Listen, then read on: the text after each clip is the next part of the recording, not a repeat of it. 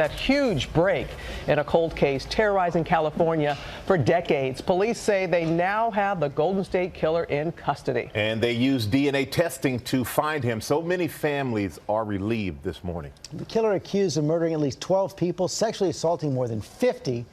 72-year-old Joseph James DeAngelo, former police officer, family man who is hiding in plain sight in suburban Sacramento. ABC's Whit Johnson is there with new details on this stunning break. Good morning, Whit. George, good morning to you. Absolute shock in this quiet community that the man who terrorized California may have been living right here. The Golden State Killer vanished in the 80s, gone for decades, until investigators say a key piece of DNA evidence connected the dots just days ago. The 40-year manhunt for one of the most prolific serial criminals in American history perhaps coming to an end at this suburban home. We found the needle in the haystack, and it was right here in Sacramento. Police say this man, 72-year-old Joseph James DeAngelo, is the elusive Golden State Killer.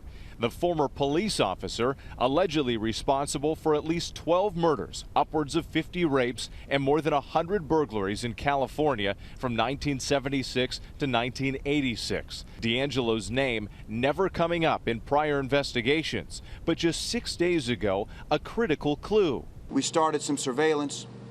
We were able to get some discarded DNA, and we were able to confirm what we thought we already knew, that we had our man. DeAngelo seemingly hiding in plain sight.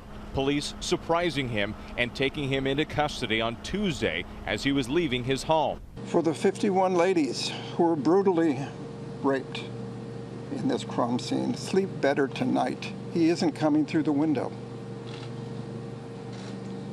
He's now in jail, and he's history. Thank you. DeAngelo's arrest bringing relief to victims and their families. I woke up to a text from a very good friend of mine who said, "Do you think this is really the guy?" And it had an article attached saying that they had somebody, they had made an arrest. And I just started shaking. I never in my lifetime expected to see that. Authorities say he worked as an officer at 2 different police departments until he was reportedly fired in 1979 for shoplifting dog repellent and a hammer. Very possibly he was committing the crimes during the time he was employed as a peace officer. Also known as the original Night Stalker and East Area rapist, the killer taunted police and his victims with phone calls long after the attacks.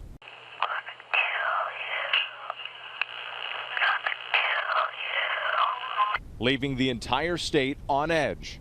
A significant development came in the mid-90s. DNA testing connecting the puzzle pieces to one unknown person. Crime writer Michelle McNamara, who coined the phrase the Golden State Killer, made it her life's work to hunt him down. She discussed the serial killer in an interview with filmmaker Cameron Cloutier. I'm very struck by that people did not call out, that there was a weird guy hanging around. So he had to fit in.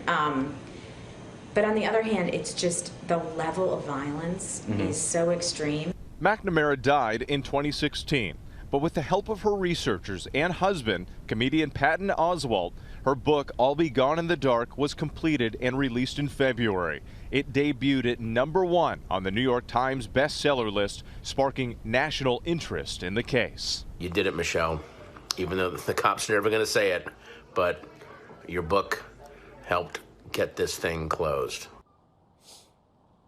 And charges against DeAngelo continue to pile up. Prosecutors believe that key piece of DNA evidence will link him to perhaps dozens of crimes spanning 10 counties. They're promising more charges in the coming days. Robin? We're going to talk more about that, Whit. Thank you with Sacramento District Attorney Anne Marie Schubert, who joins us live this morning. What a relief. So many people relieved waking up this morning. And we know that this case has been cold for decades, and DeAngelo's name didn't even surface until just 6 days ago. Is that right? That's correct. That's correct. And the discarded DNA, it didn't come from a tip from coming into your office. So tell us a little bit more about the discarded DNA and how that was the key. Well, as we said yesterday, this case was really solved through some innovative DNA techniques. And so as a result of that, that led to law enforcement essentially, as the sheriff said yesterday, surveilling him and obtaining a sample of abandoned or discarded DNA. And from there, we moved forward and they did additional testing, and that was ultimately what solved this case. My goodness. We know that he was once married. He was a police officer, an officer at the time of the crimes. When you look at grown children, how does he fit the profile that investigators were working with at the time? Well, he was never on a list, so now we're at a point now, as I said yesterday, this is like lightning speed. So everything is now it's an active investigation, but I think all those answers are going to be filled in over time, though. It is an active investigation. We appreciate you sharing as much as you are. And we heard in the report, as right now he's been charged with the first 2 known killings in the so-called Golden State killing.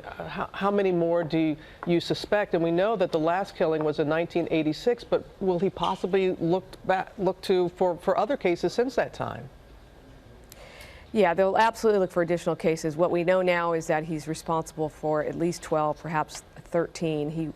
I'm fully confident he will be charged with additional counts of murder because he's linked by DNA to several other murders, including Orange County and Santa Barbara County. And Santa Barbara County.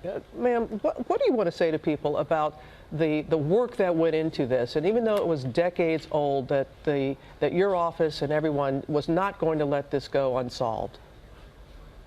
Well, it's all about passion and persistence and ultimately about DNA, and I've always believed that DNA is a silent witness to the truth, and that truth may have been quieted for 40-something years, but we're now here, and we have the answer. We appreciate your work very much, Anne-Marie Schubert. Thank you so much.